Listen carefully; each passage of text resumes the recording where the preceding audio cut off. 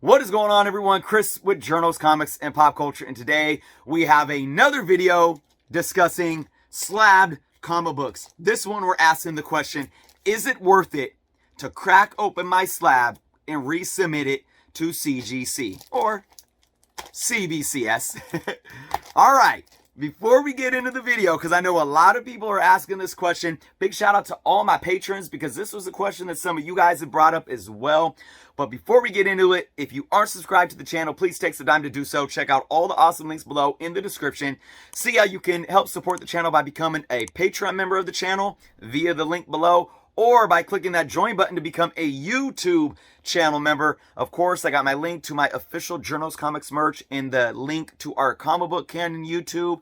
Go subscribe to us. We have live shows every Friday night. I do want to let everyone know too, I have my link and my discount code to BCW Supplies, where you can use the discount code Journos and get 10% off your orders. This isn't just a one-time code or a limited time thing. You can use the code Journos off of any order from BCW's website at any time. It does not expire. So, you know, if you're looking for some boxes, for bags, boards, whatever it may be, like I've always said before, I have always supported BCW, and I'm very happy to have this sponsorship with them right now that can help you all save some money off of your comic book supplies. So remember to click that BCW link that's below at checkout. Use the discount code Journos to get 10% off your order.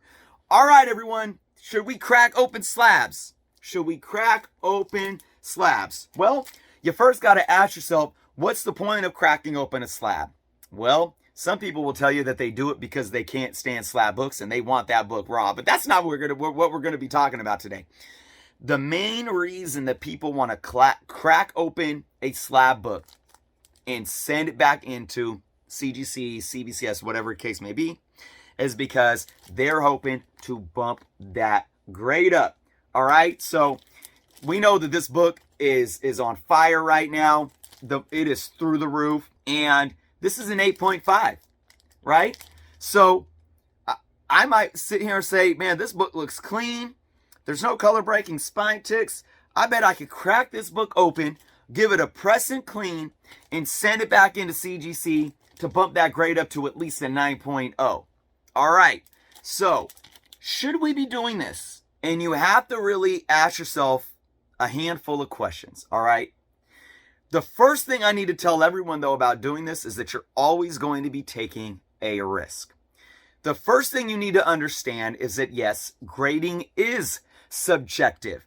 And because we don't understand or see publicly the actual details to the grading processes, the level and the margin of error for subjectivity with these grades is very wide, very wide. I've seen 9.8s. I've seen books with spine ticks come back 9.8s. I've seen books that look like 9.6 come back 8.5s. That's a whole other video and argument, getting down into that rabbit hole. But you have to have that in mind. You have to understand that there's always a risk simply because of the subjectivity of the grade itself, who's grading it on that specific day, and so forth. All right? You're never guaranteed a higher grade. Here's another question that you need to ask yourself before you crack open a slab and spend money to get it pressed and clean and sent back in to get graded. You got to ask yourself, do you notice with your eye any pressable defects? Okay, what's a pressable defect? Outside of some awesome YouTubers with an awesome YouTube channel, big shout out to Pressable Defects and crew. Pressable defects are defects that are in a book that most likely can come out with a clean and a press. Here's an example. A pressable defects is a wave in a book cover. You know, you might see some waviness in a book cover. That's a pressable defect. A slight bend that doesn't break color. That could be a pressable defect. A spine stress or a spine tick that doesn't break color. That could be a pressable defect. What is not a pressable defect? Well, anything that breaks color. You could have a bend that breaks color, and you may be able to press out the bend, but you're still going to see that color breaking crease there. Nothing's going to fix that whatsoever. Same with color breaking spine ticks. What else is an pressable defect? Rounding of an edge, blunting of a corner, things like that. Color loss. There's also defects that can come out with a clean. You may have some dirt residue on a cover, and I've done this in videos as well, where I show you guys how to clean before a press. Maybe you have a white cover that has some dinge to it. You can find some techniques to clean that up and get that dinge really cleaned up. Maybe you have other type of substance that's actually stuck to the cover or a part of the book that you can actually get up without ruining the book. That's a defect that can be taken out with a clean. So you don't want a book that's in an 8.5, right? And there's noticeable non-pressable defects, color breaks and bands and stuff that color break, fading of the book, discoloration, extreme blending of the corners and rounding of the edges, and say, oh, well, I can, give this a clean and a press and get a better grade. Most likely, a clean and a press isn't going to help it too much if it has notable defects that cannot be cleaned or pressed out. So that is key to your decision making. Once you gauge if a book has either pressable defects or non-pressable defects, then you go into the next step. All right. What is the current grade, and what margin of increase, should we say, do I feel that I have with this book? So is the book an 8.5, right? Or maybe the book's a 9.6 and it's very, very close to getting that 9.8 grade. So you might have a better chance of getting a 9.6 bumped up to a 9.8. Maybe you do have an 8.5. Now, are you trying to bump up an 8.5 to a 9.8? Obviously, that's going to be harder to do. So you have to set realistic expectations. If I cracked this slab, paid to get it pressed and cleaned, most people are going to pay. I could do it myself, but if you could do it yourself, you could save some money. But most people, you're going to pay to get it pressed and cleaned, right? Because more than not, you're not going to want to crack open a slab and send it into CGC and try to get it regraded without getting it pressed and clean. That would be counterproductive. You're going to pay to get it pressed and clean, and then you're going to pay for the CGC or the CBCS or the grading service again. You're going to pay for the shipping. You're going to pay for the slab costs and the service fees and all that, and then the return shipping. Is it worth it to say, I'm going to try to just get a 9.0? That's worth it for me. So what do you have to do there? You have to understand your margin of bump. Are you willing to just go one grade bump up? Is it a 5.0 that you're trying to get a 5.5 or a 6.0? Is it an 8.5 that you'd be good with a 9.0? Or is it a 9.4 or 9.6 that you're trying to bump up to a 9.8? Be confident in your margin of bump. Now, the next question you ask yourself, if you are concerned or if you care about the value of the book, you have to ask yourself, is it going to be worth it? So if I am confident that I could spend $50 to get it pressed and clean, and then, $30 something to send it back to CGC and get it graded again. If I'm confident that I could spend anywhere from like $80 to $100 to send this book back in, that if I get it back at 9.0, is it going to be worth it? Value-wise. So you know what you need to study up on and do your research on? Fair market value. Know the fair market value of the grade that it's currently at. Know the fair market value of the grade that you think that you can achieve by getting it resubmitted. And then ask yourself, if I'm spending X amount of dollars to go do that, is my jump in profit margin going to be worth it? So hypothetically, I don't know the fair market values off top, but I think an 8.5 right now of this book is sitting at about $800, if I'm not mistaken. So say hypothetically that the fair market value of an 8.5 right now is at $800.